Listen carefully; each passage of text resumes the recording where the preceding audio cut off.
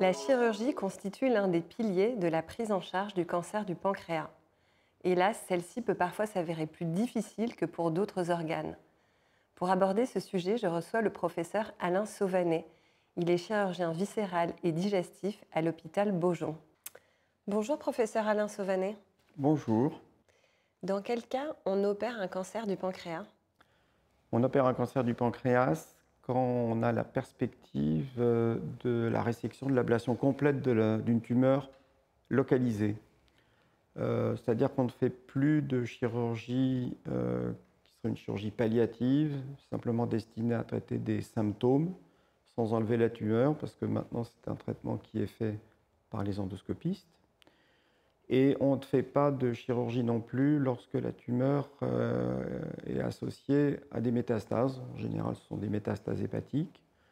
Alors pourquoi on ne fait pas ça? C'est parce que ça a été fait et il est maintenant montré, prouvé qu'on n'apporte pas de bénéfices aux patients en termes de survie, de qualité de vie, par rapport à un traitement qui associerait de l'endoscopie et de la chimiothérapie.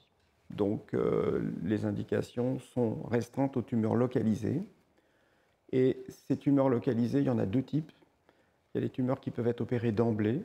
Nous, on emploie le terme de tumeurs résécables d'emblée. Donc, ce sont des tumeurs très localisées, sans aucun contact avec les organes ou les vaisseaux avoisinants, qui peuvent gêner la chirurgie. Et puis, on a des tumeurs qui sont localisées mais un petit peu plus évoluées initialement, qu'on appelle des tumeurs de résécabilité limite. En anglais, on dit borderline, c'est un terme qui est très répandu en chirurgie pancréatique. Ce sont des tumeurs qui viennent au contact des vaisseaux, elles sont un peu sorties des limites du pancréas, elles viennent au contact des vaisseaux. Ce sont des tumeurs qu'on n'opère plus d'emblée, on les opère après un traitement qui comporte toujours de la chimiothérapie, parfois suivi de radiothérapie. Et le but de ce traitement, qu'on appelle traitement d'induction, c'est permettre une chirurgie dans de meilleures conditions, pour une tumeur mieux limitée, avec un geste, si possible, plus simple et complet, puisque c'est ça qui nous intéresse. Alors, pour faire ces différents choix thérapeutiques, on les décide dans la réunion de concertation pluridisciplinaire, la RCP, en présence de nos collègues endoscopistes, des radiologues, des gastro-entérologues, bien sûr il y a les chirurgiens, et c'est dans ces réunions qu'on stratifie, qu'on classifie les tumeurs, qu'on décide du traitement réalisé en première intention. S'il y a eu un traitement induction par chimiothérapie ou radiothérapie, on évalue son efficacité, et c'est également dans ces réunions-là que l'on décide de la chirurgie. Est-ce que vous pouvez nous expliquer comment se déroule une opération et comment on décide s'il faut ouvrir? Est-ce que ça peut être fait par endoscopie? Alors, pour la plupart des cancers du pancréas, environ 3/4, les tumeurs sont situées dans la tête du pancréas. Et la chirurgie des tumeurs de la tête du pancréas, on la fait habituellement par voie ouverte, avec une cicatrice classique. Et cela consiste à enlever la tête du pancréas, un court segment d'intestin qui est anatomiquement adhérent à la tête du pancréas, qu'on appelle le duodénum, puis la voie biliaire qui traverse la tête du pancréas. Donc la partie basse de la voie biliaire doit être enlevée également. Alors évidemment, de temps en temps, on est aussi obligé d'enlever un vaisseau qui sera envahi par la tumeur, pour ce qu'on appelait les tumeurs borderline qui ont été traitées préalablement. Il y a toujours un temps de reconstruction, parce que si on enlève les trois structures, on déconnecte certains circuits, donc il faut les reconstituer. Donc il y a une suture, un branchement entre le pancréas qui reste et l'intestin, la voie biliaire et l'intestin, l'estomac et l'intestin. Et puis si on a fait un geste vasculaire, là encore, on reconstitue le circuit vasculaire pour ne pas perturber, prendre de risques vis-à-vis de la vascularisation des viscères intestinaux, des organes intestinaux. Les tumeurs de la partie gauche du pancréas, qui sont plus rares, environ un quart des patients, alors la chirurgie est plus simple. On enlève la partie gauche du pancréas qu'on appelle le corps et la queue, assez souvent la rate parce qu'elle est proche de la tumeur. Et il n'y a pas tant de reconstruction, c'est plus facile. Et comment se passe le post-opératoire pour les patients? À quoi ils doivent s'attendre? Alors, l'ablation de la tête du pancréas, c'est la duodénopancréatectomie céphalique, c'est le nom de l'opération, c'est un geste assez lourd. Les patients peuvent être admis en unité de soins intensifs pour être surveillés pendant 24, 48, 72 heures. Et puis après, ils sont admis dans le service de chirurgie. On les réalimente progressivement à partir du 2e ou du 3e jour. On vérifie que les suites opératoires sont simples. On essaye de dépister les complications. Globalement, la durée moyenne de séjour après une duodénopancréatectomie céphalique, c'est 2 semaines, à peu près. Si on fait une intervention de type pancréatectomie gauche, là, les suites sont plus simples et les malades restent hospitalisés un peu moins longtemps. L'avantage de la pancréatectomie gauche, c'est qu'elle peut maintenant être faite par chirurgie mini-invasive, par laparoscopie, avec des résultats qui sont, pour des tumeurs qui le permettent, hein, bien entendu, qui sont équivalents à ceux de la voie ouverte, la chirurgie classique, et le patient a un confort post-opératoire meilleur et une durée de séjour à l'hôpital qui est raccourcie avec la chirurgie mini-invasive. Est-ce qu'il y a des précautions qu'il faut suivre à la maison ensuite? Alors, après pancréatectomie gauche, bon, comme je vous l'ai déjà dit, les choses sont assez simples. Après duodénopancréatectomie céphalique, la principale précaution que peuvent prendre les patients, c'est de ne pas méconnaître les difficultés qu'ils pourraient avoir à s'alimenter ou à maintenir un bon état nutritionnel. La duodénopancréatectomie céphalique, c'est une intervention qui coupe un peu l'appétit pendant quelques semaines, qui peut donner un certain degré de paresse de l'estomac. Donc les patients ont l'impression que leur estomac est considérablement réduit. En fait, il ne l'est pas. On en a enlevé au maximum 5 à 10%, mais ils ont l'impression qu'il leur manque une grosse partie de l'estomac. Ils ne peuvent plus faire des repas de volume normal. Et donc, il faut ne pas hésiter à fractionner l'alimentation, faire plusieurs petits repas par jour pour qu'à la fin de la journée, ils aient eu des apports alimentaires normaux qui leur conviennent. Ils ont aussi souvent, ils sont exposés à un risque de diarrhée.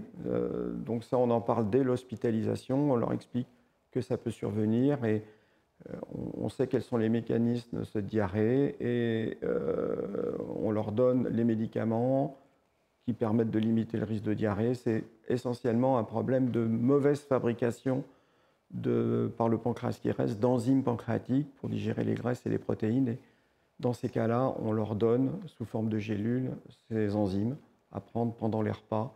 Et en général, ça améliore considérablement les choses. Quelles sont les complications possibles? La chirurgie du pancréas, c'est une chirurgie un peu lourde et quelle que soit l'intervention, on peut avoir des difficultés de cicatrisation du pancréas. Pourquoi? Parce que le pancréas, une de ses fonctions normales, c'est fabriquer des enzymes pour digérer les protéines. Et on a besoin de fabriquer des protéines pour cicatriser. Et donc le pancréas est capable de gêner sa propre cicatrisation. Alors on est habitué à avoir cette complication qui survient dans 10 à 20% des cas. On prend l'attitude de la dépister systématiquement parce qu'elle peut avoir des conséquences parfois sévères dans le cadre de la duodénopancréatectomie céphalique. Et on prend toutes les mesures qui nous paraissent adaptées pour les traiter. Donc on évite que le liquide pancréatique fabriqué par le pancréas reste à l'intérieur de la cavité abdominale. Donc ça, c'est le drainage qui soit a été posé pendant l'opération, soit peut être posé dans un deuxième temps sous anesthésie locale par un radiologue interventionnel.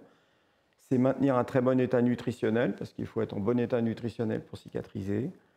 C'est, s'il y a des manifestations infectieuses, recevoir un traitement antibiotique adapté et surveiller la cicatrisation du pancréas avec, en général, dans tous les cas, quand même une prolongation de l'hospitalisation. C'est une cause de prolongation de l'hospitalisation. On a certains patients qui restent 1 semaine de plus, voire 2 semaines de plus à cause de cette complication. Il y a certains patients donc, qui ont une paresse de l'estomac qui peut les gêner. On appelle ça une gastroparésie. L'estomac a du mal à reprendre ses contractions normales pour propulser les aliments en direction de l'intestin. C'est toujours transitoire, mais ça peut prendre un certain temps. Et là encore, ça peut prolonger l'hospitalisation.